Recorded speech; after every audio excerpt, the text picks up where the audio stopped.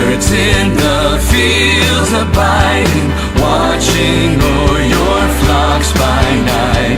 God with us is now residing, yonder shines the infant light.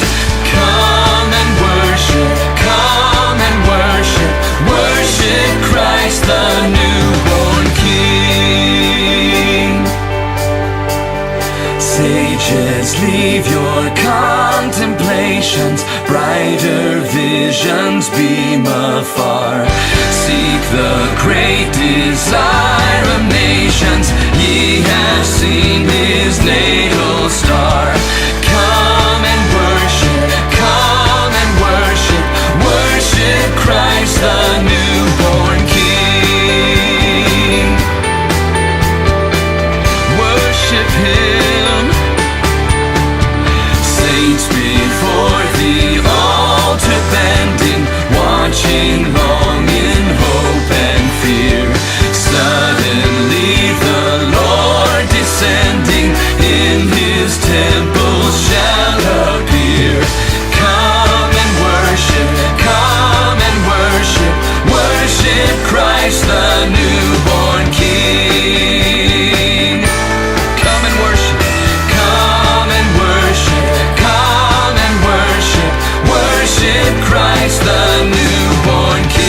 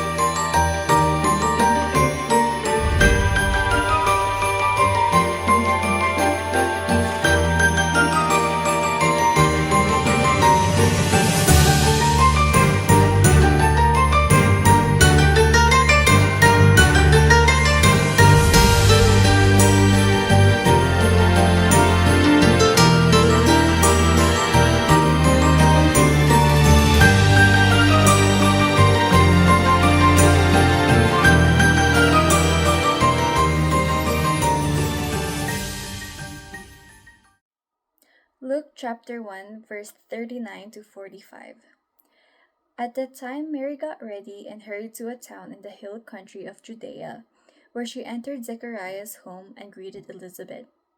When Elizabeth heard Mary's greeting, the baby leaped in her womb, and Elizabeth was filled with the Holy Spirit. In a loud voice she exclaimed, "Blessed are you among women, and blessed is the child you will bear. But why am I so favored, that the mother of my Lord should come to me? As soon as the sound of your greeting reached my ear, the baby in my womb leaped for joy. Blessed is she who has believed that the Lord will fulfill his promises to her."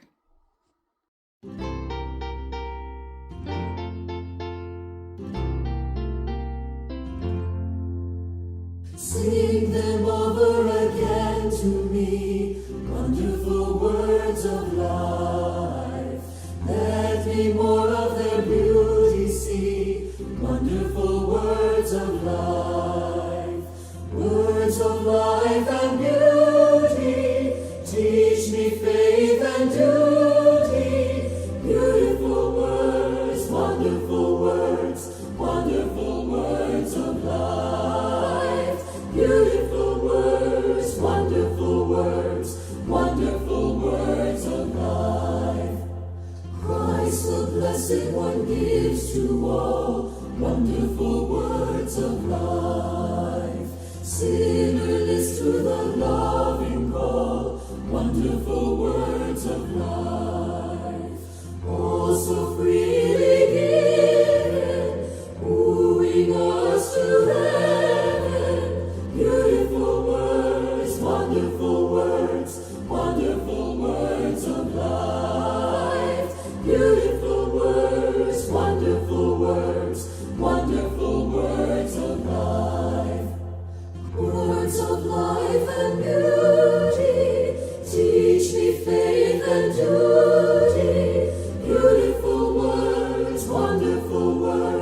wonderful words of life.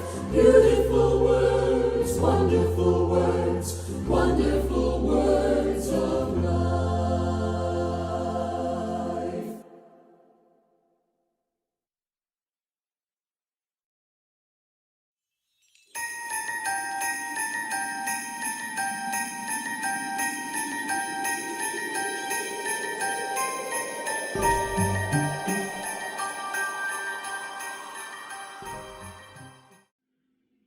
Magandang gabi po mga kapatid. Ngayon po ay December 20, 2025. 5 araw na lang, Pasko na.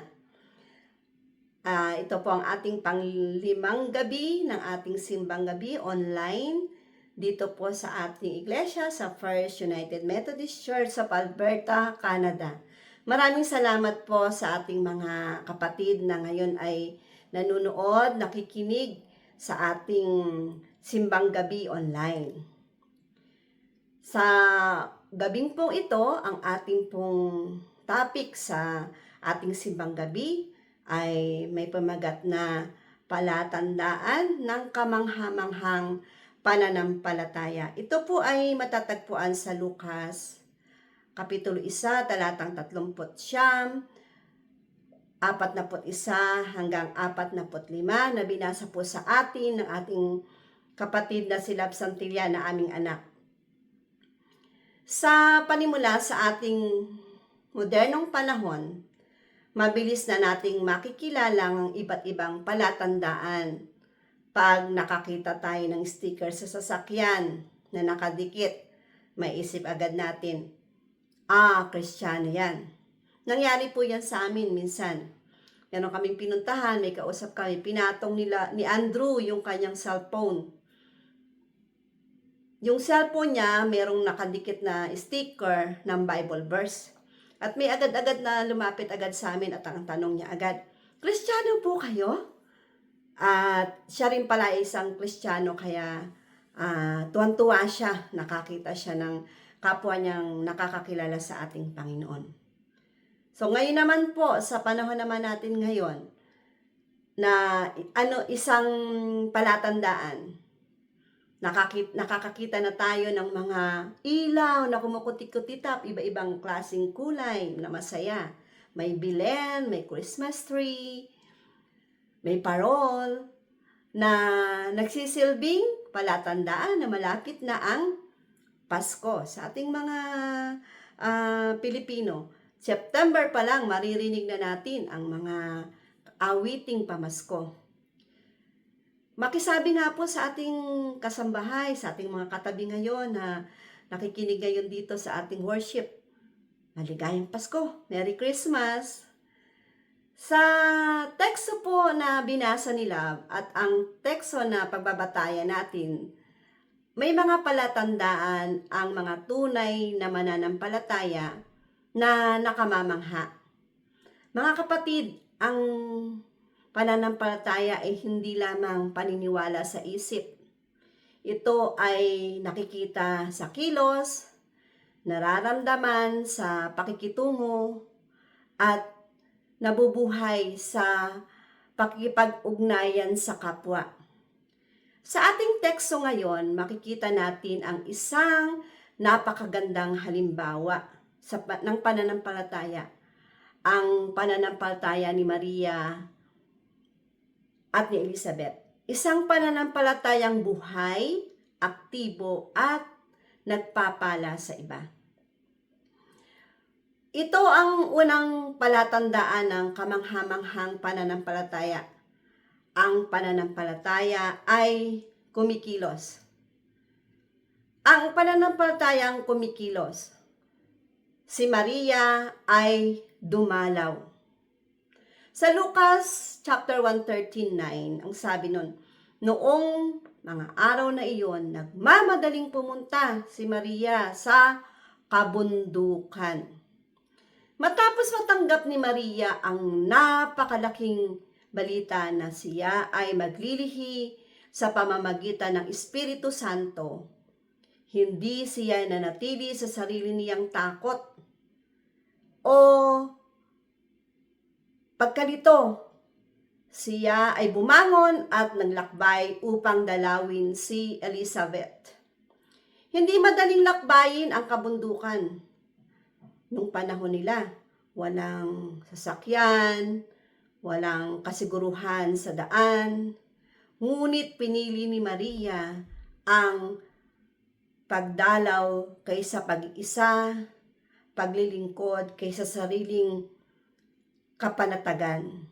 Sa panahon natin ngayon, madalas tayong abala.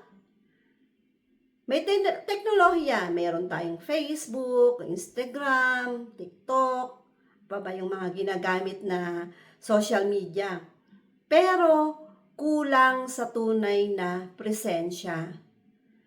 Minsan, sapat na raw ang message, yung PM natin, like, heart. Ngunit ang ginawa ni Maria ay personal na pagpunta. Nakamamangha ang kanyang pananampalataya dahil sa kabila ng challenge o pagsubok na ito, pinili pa rin niyang dalawin si Elizabeth kahit malayo, kahit may pinagdadaanan siya dahil nga buntis siya. Kahit hindi niya sigurado kung nandun ba sila Elizabeth, dahil wala namang communication, wala pa namang cellphone, wala pa namang data, kahit walang kasiguruhan, pinili pa rin niyang magdalaw. Sa panahon natin ngayon, may mga kasama rin tayo na nagdadalaw sa ating mga miyembro. Nagdadalaw sila kahit may pinagdadaanan din sila. Madalaw sila kahit malayo ang pupuntahan. Magpupunta sila kahit na walang kasiguruhan kung nandun ba yung dadalawin nila. Sa panahon natin ngayon, may mga kasama tayo na nagdadalaw, di ba? Mga kapatid, ang pagdadalaw sa may sakit, sa nagluluksa, sa nalulungkot, sa mga bago nating miyembro, ay isang makapangyarihang anyo ng pananampalataya. Nakakamangha ang pananampalataya ng mga lingkod ng Diyos na nagdadalaw, ang mga leaders ng iglesia na kasama sa pagdadalaw, ang mga laiko na sumasama sa pagdadalaw. Ito yung tinatawag natin sa moderno natin ngayong panahon na visitation ministry. So, pwede ba nating silang palakpakan? Pakisabi naman sa katabi natin o sa ating mga kapatid, magdalaw na tayo. Ikalawang palatandaan ng kamanghamanghang pananampalataya. Ang pananampalataya ay nagdadala ng presensya ng Diyos sa iba. Kung kanina po ay pinag-aralan natin yung unang puntos ay nang dumalaw si Maria. Ngayon naman tignan naman natin ano ba ang response ng mga dinadalaw o dinalaw. Kung nakita natin na ang visitation ministry pala ay napakahalagang gawain o ministry, lalo na sa ating mga metodista at mananampalataya, tignan natin ano ang feeling at response ng dinadalaw o dinalaw. Sa Lucas 1:41, itong sinabi, nang marinig ni Elizabeth ang bati ni Maria, lumukso ang sanggol sa kanyang sinapupunan. Hindi pa nagsasalita si Maria ng sermon. Hindi pa siya nangangaral. Presensya pa lamang niya ay nagdala na ng kagalakan at pagkilos ng Espiritu Santo. Sa panahon natin ngayon, ang response natin pag may dadalaw o dumadalaw sa atin, meron ding gumalaw sa ating loob. Ano po yun? Maaring bumilis ang tibok ng puso, bumilis ang daloy ng dugo, kasi, naku, may darating na dadalaw si pastor at saka si diaconisa at ang mga miyembro. Hindi na tayo mapakali. bumibilis ang tibok ng puso kasi iniisip natin, maayos ba ang bahay? Nakapaglinis ba? Ano ba ihahain ko? Sa mga oras na yon, napuspos ng Espiritu Santo at kagalakan si Elizabeth nang nadalaw siya ni Maria. Ganyan ang nangyayari sa atin pag tayo ay nadadalaw.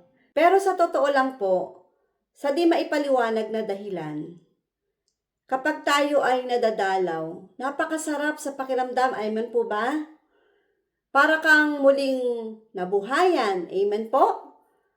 Nagkakaroon ka ng pag-asa, amen? Lumalakas ang pananampalataya, amen? At sa mga oras na iyon, tayo ay napupuspos ng Espiritu Santo at kagalakan. Sa totoo lang, katulad ni Elizabeth, siya ay napuspos ng Espiritu Santo. At lubos na kagalakan ng siya ay nadalaw ni Maria. Ganyan po ang nangyayari sa atin kapag tayo ay nadadalaw. Pwede po bang itaas ang kamay ng mga nadalaw na ni pastor at ng mga leaders ng iglesia natin? Yung mga hindi pa po, at yung hindi mga nagtaas ng kamay, sa susunod, kayo naman po ang dadalawin ni pastor. Kaya naman, huwag nating pagtaguan ang mga kapatid, ang mga dumadalaw sa atin. Dahil sa teksto na ating pinagbabatayan, may biyaya. May biyaya ang Diyos sa mga taong kanyang pinupuntahan. Tanong, si Maria po ang dumalaw kay Elizabeth at hindi ang Diyos, tama po ba? Tama naman po. Pero baka nakakalimutan po natin na may bunga na ang sinapupunan ni Maria. Ibig sabihin ng si Maria ay dumalaw kay Elizabeth, nasa sinapupunan ni Maria si Jesus. Kaya naman dumalaw ang Diyos sa kanya. Sa ating pagbisita o pagdalaw sa miyembro, dala din natin pala ang presensya ng ating Panginoon. Hindi tayo pumupunta ng ganang sarili lang natin, kundi kasama natin si Jesus sa pagpunta sa iba. Isipin natin kung tayo ang dinalaw at nalaman mong sa pagdalaw nila nandoon din ang presensya ng ating Diyos. Hindi ba napakasarap madalaw? Ang sarap mabisita? Lalo na at nandoon ang presensya ng ating Diyos. Pakisabi na naman po sa ating katabi, o dalawin mo naman ako. Ikatlong palatandaan ng kamanghamanghang pananampalataya. Ang pananampalataya na nagtitiwala kahit hindi pa buo ang sagot. Ang pananampalataya nagtitiwala sa Panginoong Diyos. Sa ating huling teksto sa Lucas 1:45, ito ang sabi, mapalad ang babaeng sumampalataya sapagkat matutupad ang sinabi ng Panginoong Diyos. Hindi pa nangyayari ang lahat, ngunit si Maria ay sumampalataya. Ang kanyang pananampalataya ay hindi nakasalalay sa nakikita, kundi sa pangako ng Diyos. Iugnay natin sa ating panahon ngayon. Marami sa atin ang naghihintay ng kasagutan. Nasa gitna ng pagsubok, nalilito sa hinaharap.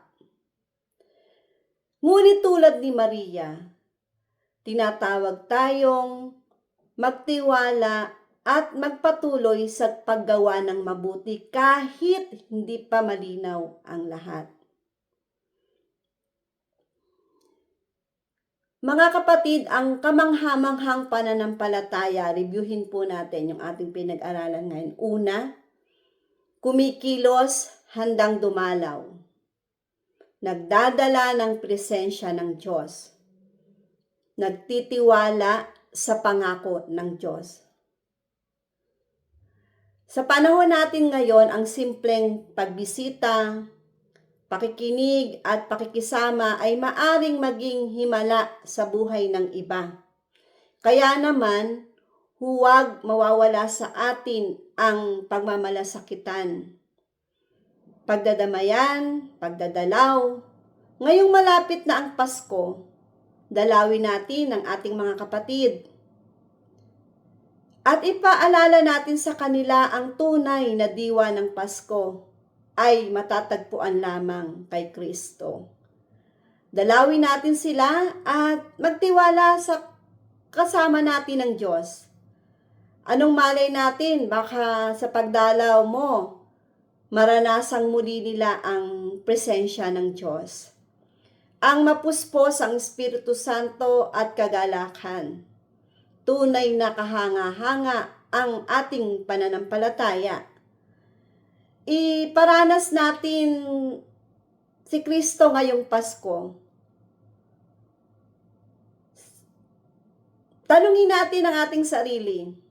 Kanino ako maaring dumalaw ngayong linggo? Kanino ako maaring maging daluyan ng pag-asa? Iparanas natin si Kristo ngayong Pasko. Maligayang Pasko po. Tayo po ay manalangin. Panginoon, gawin mo kaming tulad ni Maria, may pananampalatayang kumikilos, naglilingkod ang nagdadala ng iyong presensya.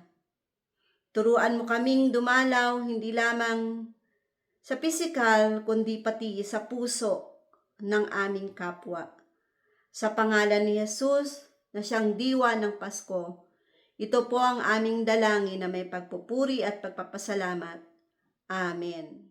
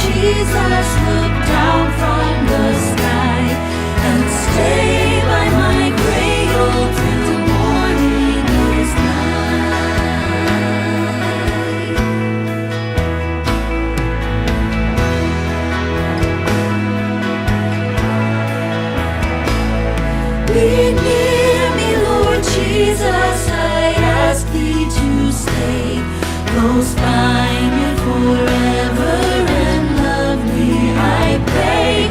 Bless all the dear